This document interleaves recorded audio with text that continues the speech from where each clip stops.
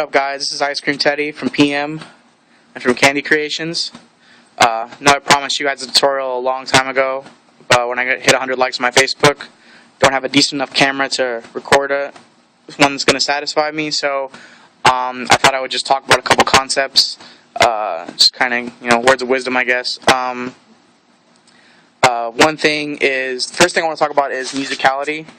To me, I was kind of late on that. I was more focused on the creativity of it, but I would say in the last 8 months I've been focusing a lot more on musicality.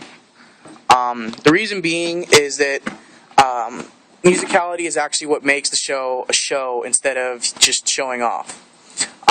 When you're more on point with the beat, your show is automatically going to be better. So if you're having trouble keeping on beat, just and you're focused more on doing the moves, the show can come out, not as good as it could if you were focused on it. So one thing that I do sometimes if I'm having issues with it is I count the beat for the music. It's 1, 2, 3, 4, and I'll move accordingly to that.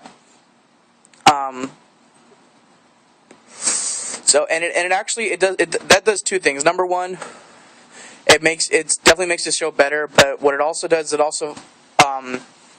end up freestyling a lot more as opposed to routine segments or sequences.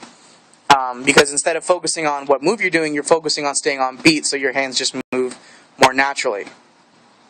So you're not thinking about it as much, and you may all of a sudden do a new move, and it's like, oh shit, that was dope. And then now you got a new move for your arsenal. Another thing I want to talk about is like the general movement in tutting. There's a different movement that you have to understand when you're tutting. When you're tutting, your arms should be a lot more tense as opposed to when you're doing liquid or whips. You kind of let your arms relax a little more. When you're tutting, when you're trying to get that robotic motion, you want to try and almost, I wouldn't say flex, but like just tense up your arms a little bit so it gets that stiffer motion. Makes it look a lot more robotic, especially if you're using like 2-color strobes, maybe on like the second mode on Evos, because the flicker adds like a whole robotic animated look to it, and that's something that I love to use, and I think definitely adds something to the show that you can't get by doing anything else. What else? My last tutorial that I took down a while ago, I talked about the grid. Basically, when you're doing shows, you have up and down, you have left and right, and you have back and forwards. And by using that grid, you create dimensions and depth with your show. And what that does is it gets you out of the box, and you're out of the box, like right in the middle, or it also just like once again it helps diversify your show because even if you do the same move with a different angle or maybe with like your hands in a different position, you can it looks different. So once again it makes it look like you're doing something else when in fact you're just doing the same move on a different angle, and it looks totally different.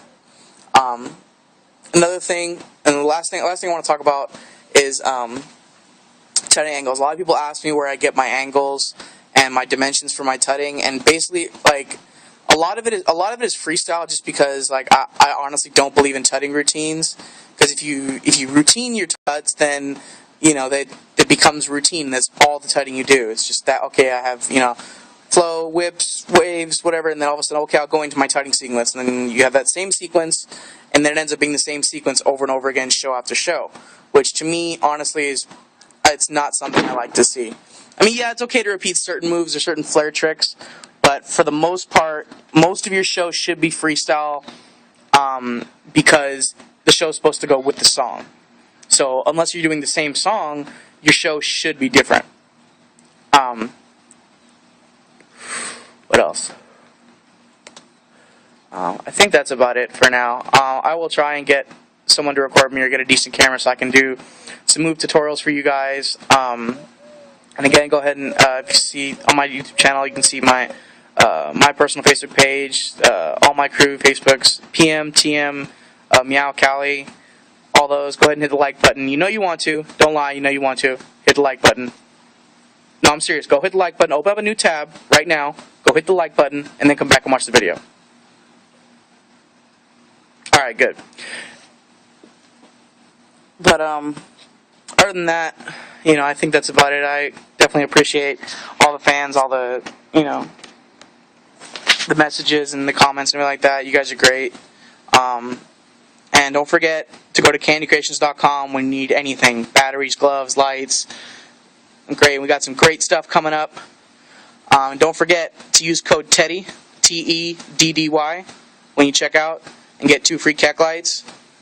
This way you can, you know, chuck them at your dog or little sister when they're acting up. And don't worry, they'll still work because those things are incredibly durable. Take care, guys.